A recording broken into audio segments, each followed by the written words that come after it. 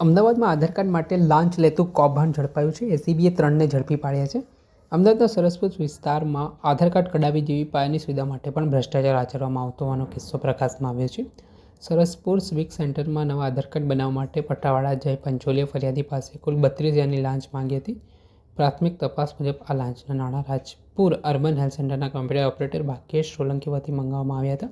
ફરિયાદી પાસેથી પ્રથમ 25,000 અને ત્યારબાદ વધુ 7,000ની માંગણી કરવામાં આવતા સમગ્ર મામલો એસીબી સમક્ષ પહોંચ્યો હતો, જ્યાં એસીબીએ મળેલી ફરિયાદના આધારે આયોજનબદ્ધ રીતે છટકું ગોઠવીને લાંચની રકમ સ્વીકારતા વચેટિયા સંદીપ પ્રજાપતિને રંગેહાથ ઝડપી લીધો હતો.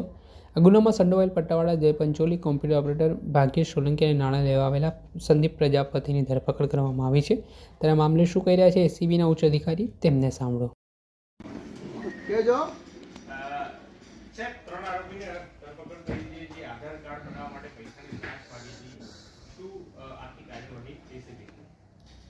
ગઈકાલે તારીખ 28 જાન્યુઆરીએ અમદાવાદના રખિયાલ વોર્ડના સરસપુર સિવિક સેન્ટર ઉપર એક ફરિયાદી પોતાનું આધાર કાર્ડ કઢાવવા ગયેલો.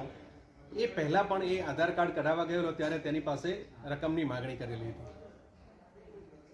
આ ફરિયાદી 36 વર્ષની ઉંમરનો છે, એટલે એનું આધાર કાર્ડ કાઢવામાં થોડીક તકલીફો હતી. એના સર્ટિફિકેટો જે ઘટતા હતા એ સર્ટિફિકેટો નહીં હોય તો પણ ચાલી જશે અને એનું આધાર કાર્ડ કાઢી દઈશું, આવી એને લાલચ આપી અને પૈસાની માગણી કરેલી. પહેલી વાર 25,000ની માગણી કરી, બીજી વાર 7,000ની માગણી કરી, એમ કરીને કુલ 32,000ની માગણી કરી. અને એ માગણી ફરિયાદીને સ્વીકાર નહોતી, એટલે એણે એસીબીનો સંપર્ક કર્યો. એસીબીએ છટકું ગોઠવી જે સિવિક સેન્ટરના કોમ્પ્યુટર ઓપરેટર છે ભાગ્યેશ સોલંકી, એના કહેવાથી એના પ્યુન સિવિક સેન્ટરના જય પંચોલી, અને જય પંચોલીએ પૈસા લેવા માટે ઉપયોગ કર્યો સંદીપ વક્તાજી પ્રજાપતિ, કે જે કોલેજમાં ભણતો એક વિદ્યાર્થી છે. આ સંદીપ વિદ્યાર્થીએ 32,000 રૂપિયા સ્વીકાર્યા જય પંચોલીના કહેવાથી, અને જય પંચોલીએ પૈસા માગ્યા હતા ભાગ્યેશ સોલંકી કોમ્પ્યુટર ઓપરેટરના કહેવાથી. આ ત્રણેય જણની કાલે ધરપકડ કરવામાં આવી છે, ગુનાની નોંધણી કરવામાં આવી છે. આજે રિમાન્ડ માટે એમને રજૂ કરવામાં આવી રહ્યા છે. ક્યાંનો હતો યુવક અને શું કારણથી એનું ન નીકળતું હતું, અને અગાઉ એને ક્યાં પ્રયાસ કર્યા હતા અને ત્યારબાદ એસીબીનો સંપર્ક કર્યો? આ ફરિયાદી છે એ એનું નામ આપી શકાશે નહીં સુરક્ષા કારણોસર. એ 36 વર્ષની ઉંમરનો છે અને એક લોનની જરૂરિયાત હતી, એટલે એને આધાર કાર્ડ જરૂરી હતું. એનું આધાર કાર્ડ એ 1-2 સેન્ટરો ઉપર ફર્યો, પણ એને બધાએ ના પાડી કે 36 વર્ષની ઉંમર થઈ ગઈ છે એટલે આધાર કાર્ડ નીકળશે નહીં. હકીકતે એવી આધાર કાર્ડ માટે કોઈ ઉંમર હોતી નથી. જરૂરી છે વ્યક્તિનું જન્મનું પ્રમાણપત્ર, એટલે કે નાગરિકતાનું પ્રમાણપત્ર હોય તો એને બધા જ આવા સર્ટિફિકેટ્સ નીકળી શકે. પરંતુ આ વ્યક્તિ પાસે પોતાનું જન્મનું પ્રમાણપત્ર ઉપસ્થિત નહોતું. એ અભ્યાસ કરેલો છે સુરેન્દ્રનગર જિલ્લામાં, એટલે એનું શાળા છોડ્યાનું પ્રમાણપત્ર પણ ઉપલબ્ધ થઈ શકશે.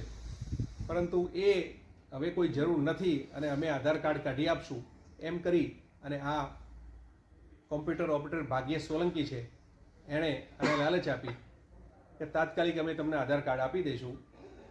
પહેલાં 25,000 પછી 7,000 એમ કરીને 32,000ની માગણી કરી અને આ ગુનાને અંજામ આપ્યો છે.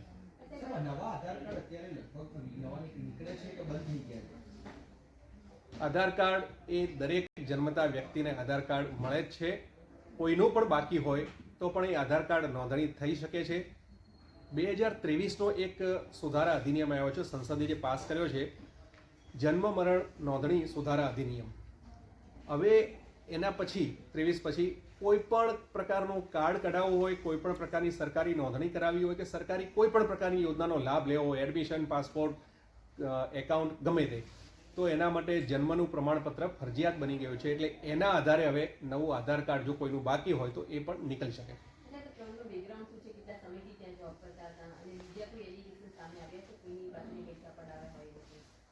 આ ભાગ્યેશ સોલંકી અને જય પંચોલી આ બંને જણા આધારની નોંધણીમાં પૈસા લેતા જ હતા એવી આ ફરિયાદીએ વારંવાર અમને એક વખત તો રજૂઆત કરેલી, પણ એવું કહેલું કે બીજા લોકો પણ આવું રજૂઆત કરી રહ્યા છે કે આ બંને જણા પૈસા વગર કામ કરતા જ નથી. મોટી માગણી જ્યારે આ થઈ ત્યારે આ ફરિયાદી અમારી પાસે આવ્યો. બાકી આવી નાની માગણીઓ કેટલાય લોકો એમની સંતોષી લેતા હશે, તો એવી ફરિયાદો અમારી પાસે કોઈ કરતા નથી. ત્યારે અમારી સૌને વિનંતી છે કે આવી નાની માગણીઓ પણ જો કોઈ કરતા હોય ને લાંચ માગતા હોય તો એસીબીના 1064 ટોલ ફ્રી નંબર છે 1064, એના ઉપર જાણ કરો અને આવી કોઈ લાંચની પ્રવૃત્તિ થતી હોય તો એને અટકાવો. ઘરે અથવા ઓફિસમાં તપાસ દરમિયાન કોઈ બેનામી સંદર્ભે અથવા બીજા કોઈ રૂપિયા અથવા તો કે એમને મળી આવશે ખરું? એ હજી તપાસ એના વિશે ચાલુ છે.